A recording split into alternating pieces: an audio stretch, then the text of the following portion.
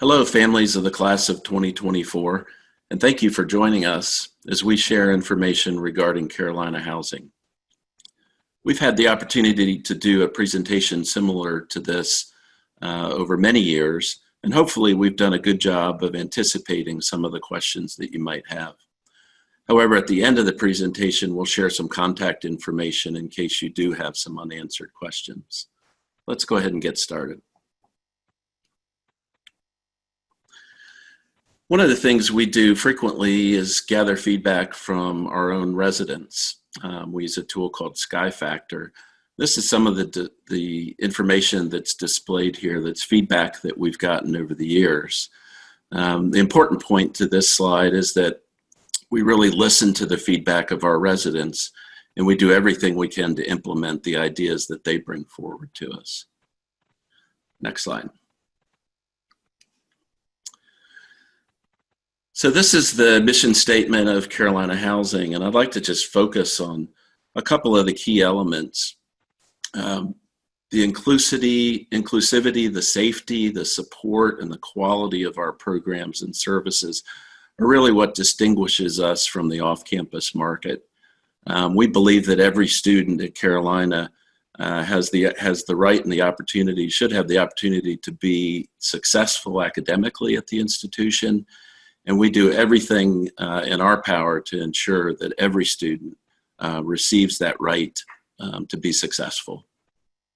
Next slide. I want to talk a little bit about what you'll see when you move into your room. And it looks pretty bare when you get in. There's basically a twin extra large mattress. We encourage you to bring a mattress pad with you. And then depending on the style of room you're in, either a closet or a wardrobe, similar to what's pictured here. Next. So we also want to talk about some of the opportunities you have to rent or purchase some items from our Residence Hall Association. That's sort of the student government of housing, if you will. So the students have the opportunity from a mailer that they'll receive over the summer that highlights some of these products that are shown here. One is a micro fridge combination, and that is the opportunity to either rent or to purchase that. And some of the other items that are shown here, just linens that fit our beds, carpets that fit our room sizes, are encouraged. And I would encourage you to purchase specifically through the Residence Hall Association, because that money comes into our student government in housing and is used to provide program opportunities and lots of social gatherings. So it's money that's wisely spent. Next. I'll highlight some of the things that are provided in your room as far as technology. We have a department that is called ResNet that we work very closely with.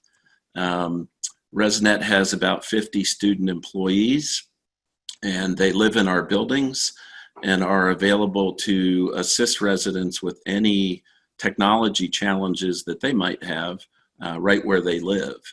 We also are proud to say that as a part of our campus network, we have very fast Wi-Fi compared to the off-campus market. We know how important that is to our students, and we work to provide the fastest internet speeds that we possibly can. Within each of the rooms, there are data ports, but our buildings are all wireless. We've continued to do wireless upgrades that brings wireless ports right into student rooms for the easiest and fastest connection possible. Next slide. So as I mentioned on the earlier slide, that the rooms are pretty sparse when you get in, and we like to show pictures of what it's going to look like after your students personalize their own space and really make it home. So as you can see from some of these pictures here, our students are very creative and create some really welcoming and inviting spaces for themselves. Also, just want to highlight, you'll notice some of the beds pictured here are shown in different heights and different positions. They are adjustable on that frame to to be able to provide either a lower bed or a higher bed if additional storage is desired underneath the bed. Next slide. Just some more photos here, just showing again some different approaches to how rooms might be decorated. And you'll notice on the left-hand picture, our closets do not have doors on those, so many students choose for privacy to put in a shower rod and a curtain to cover that space if that's desired as well. Next slide. I want to highlight some of our staff that you'll have the opportunity to meet when you're moving your students in. I'm going to start with our community directors that are full-time staff members. Each community has one professional staff member. That person supervises the student staff that live in that community and really serve as the primary administrator for their building or set of buildings. Community directors typically have master's degrees, most are in higher education administration. And I like to highlight that because that is a field where this is their chosen career path. The students really are passionate about working with your students, and they excel in what they do. They're trained to handle all types of situations, manage programs and different tasks that are assigned to them. And they also supervise anywhere between 20 to 50 student employees in each of their communities. So some of those student employees include resident advisors. RAs live on each hall and really become your students' first point of contact to learn everything that there is to know about Carolina. The RAs have been very thoroughly trained and are great resources to your students. So we really encourage your student to get to know their RA as quickly as possible. They also handle kind of roommate mediations and are there to solve some challenges that might occur on the floor. We also have office assistants, and they are customer service representatives that work at the community offices. So they check out items that range from temporary keys to enhancement items like movies and games, and even some cooking supplies for our kitchens. Next slide. Talk a little bit about some of the safety features that are within our communities. And the way I like to think about this is that you have a child or a couple of children living with you, and we have 9,000 students that we're responsible for in Carolina Housing. And so that obviously requires that our students accept some of the personal responsibility to help us to create the welcoming and safe community that we strive for. Pictured here on the left side is a keychain with what we call a key fob and an outside panel box that allows access into our buildings. Each of our residence halls has at least 2 levels of security between the entrance of the building and a student's room. So it's really important that the students show that personal responsibility by not allowing other people who don't live in the community inside their particular building. If they do that, they've removed 1 level of that security. So we really need your help in reminding students that safety is all of our responsibility and that they have a role to play when they live on campus with us. I'd also like to highlight the Safe Walk partnership that is listed here. It's a student organization that your student can contact, call or email, and have them meet your student wherever they may be on campus. And they provide another individual who would walk with your student to make sure that they get back to their residence hall safely. So we encourage students to utilize the resources that are provided to help make the environment as safe as possible. Next slide. So I want to talk a little bit about the bathroom styles in our buildings, particularly for first-year students. We do have bathrooms that are staff cleaned. So students that are living in our high-rise buildings, Ehringhaus, Craig, and Ehringhaus, as well as those in the lower quad community, are staff-cleaned bathrooms. So the majority of our first-year halls are. In 2 instances, in halls in Corey and in Horton, because a housekeeper would have to walk through a student room to get to that bathroom, the students are responsible for cleaning their own bathrooms. So we encourage you, if you live in one of those 2 buildings, to bring your own supplies and have your fingers crossed that your students will do a good job of cleaning their bathroom. They usually do, though. Next slide.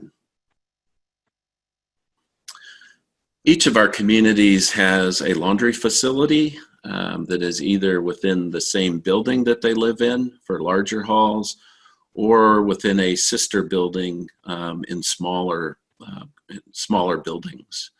Those laundries work on a 1-card access. Cost is about $1 for a wash and $1 for dry.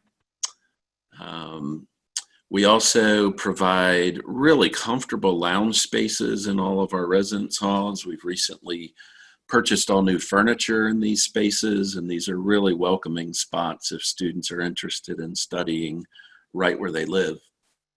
We also provide a number of kitchens in our facilities. Every building has a kitchen. Many of the buildings that are larger have multiple kitchens or a kitchen on every floor. So if your student is interested in cooking frequently, they may want to bring some utensils or pots and pans. We do have some limited kitchen supplies available for checkout at the community office as well. Next slide. So one of the most popular questions we hear from students and parents is how they go about getting their mail and packages. Our students get a lot of packages. So we have 3 conveniently located package centers across campus. And it's not important for you to know particularly which center your students' belongings will come to.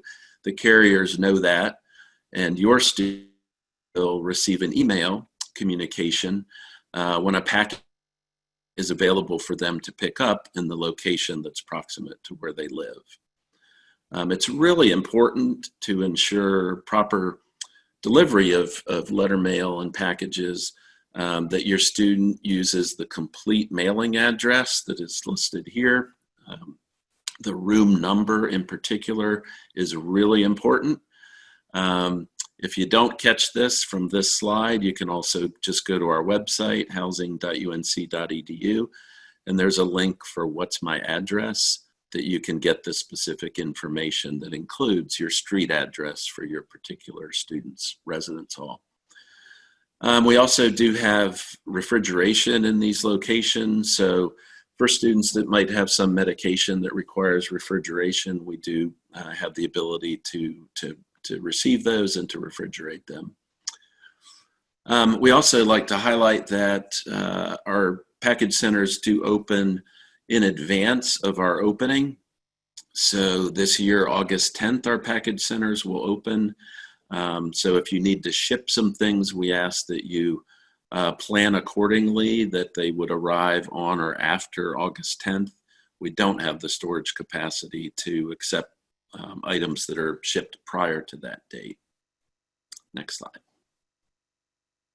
I want to highlight some of our unique spaces that we have in our residence hall environments. So I'll just go through a couple of these. Our Carolina Gaming Arena is a brand new facility opening this August that we are really proud of. I've worked closely with a lot of students to really create a state-of-the-art facility. This facility has 39 Lenovo T730 gaming desktops, which are really high-end, very fast, and excellent equipment that we've partnered with Lenovo to receive. I will say to parents when they hear that we have a gaming arena, that we've also done a lot of research on limiting the amount of time that people would spend, so that's been incorporated into our planning for this space. I'll also highlight the maker space that's in Carmichael. That space, in a partnership with 2 academic units, includes 24 3D printers. So we're the largest 3D printer bank on our campus.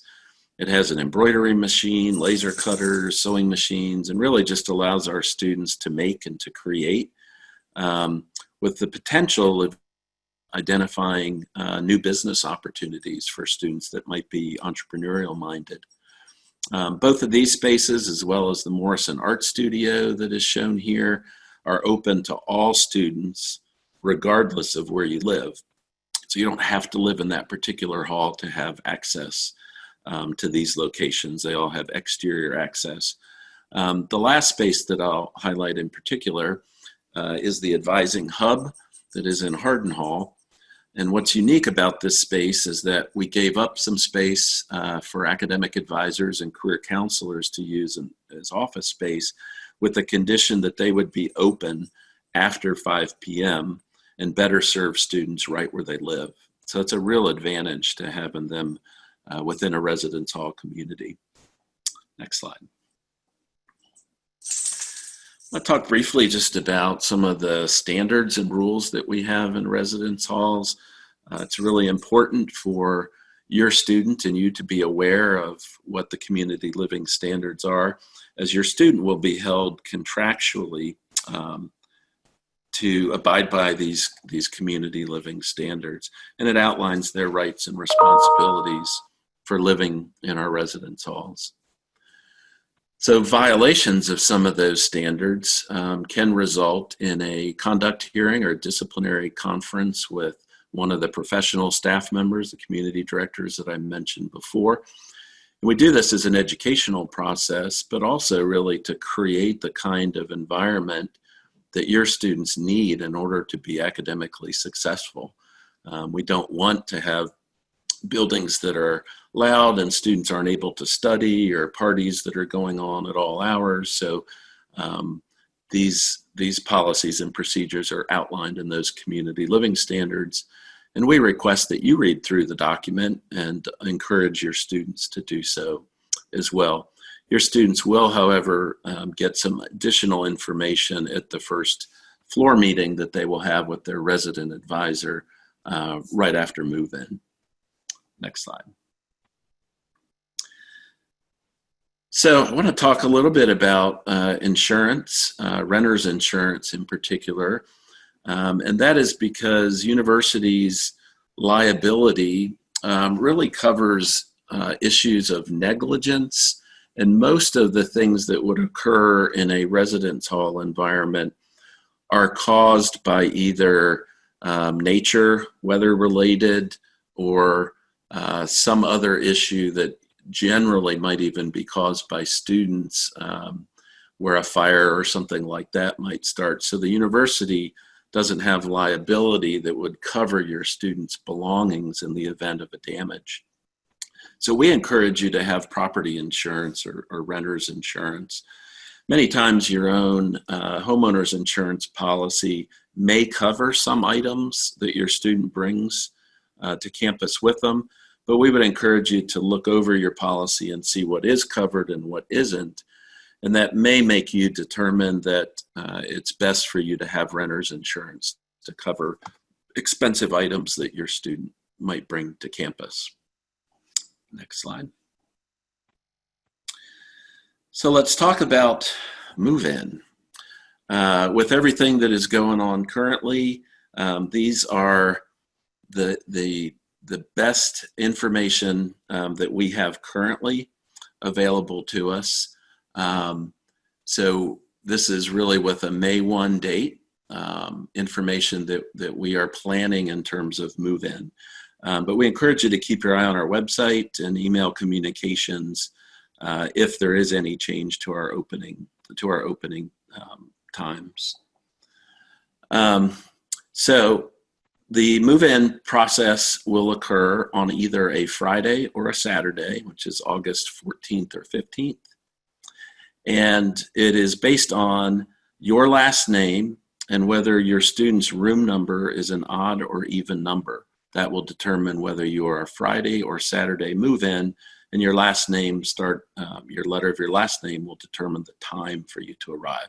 we ask that in as many cases as possible for you to adhere to that time so that traffic congestion can be limited.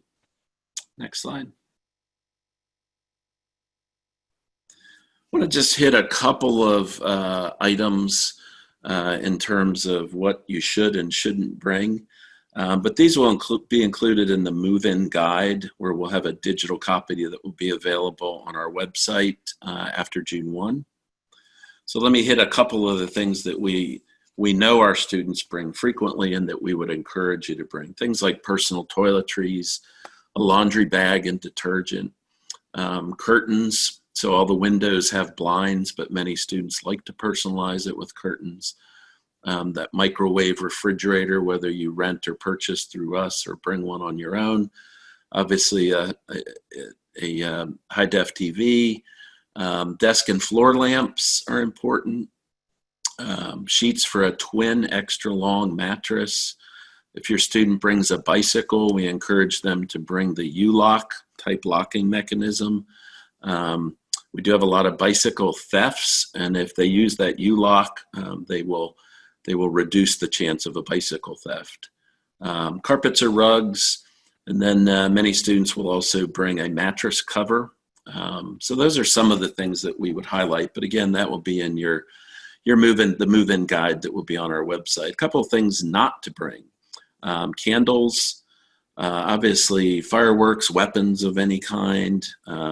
We also don't allow halogen lamps or the multi-bulb lamps because they get so hot that if fabric or a curtain touches them, it can pose a fire risk.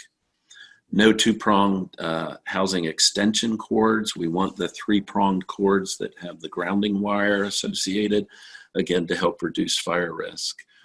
And no items that have an exposed heating element, such as a hot plate or a toaster oven.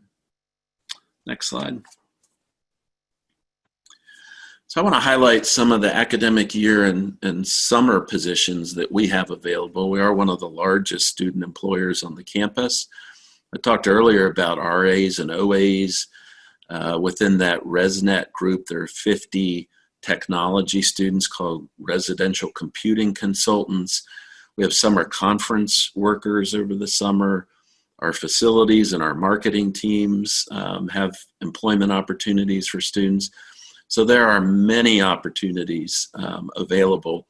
What's pictured here is a program that unfortunately will not be occurring this year, but we normally provide and hope to next summer come back to the Hall and Heels program where first-year students assist other first-year students in moving in during their time frame, and those students get to move in early as a result of their assistance. But unfortunately, we will not be offering that this year, but we'll come back to that program again. Next slide. So we wanted to provide some updates based on our early opening plans. So these dates reflect those that are known as of May 21. So I want to highlight kind of the move-in date in particular. We'll be opening over an extended period from Monday, August 3 through August 9. And these will be move-in appointments in 2-hour windows that students will be able to sign up for themselves and choose the day that works best for your particular family. Of note is that those ability to sign up for move-in slots won't be released until we release first-year housing assignments. So that will be on June 19. So at that point, students will be able to sign up for their own move-in slot. Also, because of the earlier start and earlier finish to the fall term, we won't be having a fall break this year, so just make note of that. And then as it pertains to Thanksgiving break, our closing date is Wednesday, November 25 at 10 a.m. For now, we don't anticipate any changes to the spring calendar, so these are the dates that are listed on the registrar calendar, and then our corresponding opening dates for January, as well as our closing in May. Next slide, please. So I want to end with some things that we would recommend that you do in conversation with your student to help them to be as successful as they possibly can. One of those is to really be a self-advocate. I know it's hard for parents to let go, and they may want to solve any problems that their student might have, but this is really a time of growth and exploration, becoming young adults, and we recommend that you encourage strongly your student to be an advocate for themselves. If they're having concerns about a roommate, have them talk to the RA, have them talk to their community director if they'd like to request a room change, as an example. We assume that they're going to act responsibly, but you reinforcing that with them. We take the community living standards very seriously, and we want to make sure that the students understand the rules because we do hold them accountable to those rules. We encourage students and parents to have regular communication, but you might make sure that your student understands how frequently you expect that to occur. We do frequently get contacted by parents when they haven't heard from their student in a day or 2 days. Oftentimes that's because their cell phone is not charged, if a parent is trying to reach them. But just have an understanding of what regular communication looks like to both of you. And again, I just want to highlight that our staff are here to help you, to help your student, and they're great resources. So if you ever have questions about housing, you can certainly contact us directly. We enjoy talking to parents, but we at the same time encourage you to urge them to be their own self-advocates, as we talked about. Also encourage your student to check their email regularly. That is how we contact students, as that is the university's primary mechanism. So just encourage them to look at that regularly. Okay, and the last slide will have some contact information. So if we have not anticipated the majority of your questions and you have additional questions, our staff are available from 8 to 5, Monday through Friday at 919-962-5401. Please review information on our website, but also if you have additional questions and would like to email us at housing@unc.edu, we are happy to assist you. I thank you so much for taking the time during orientation to listen to our presentation, and please do reach out if you have additional questions. Thank you and have a great day.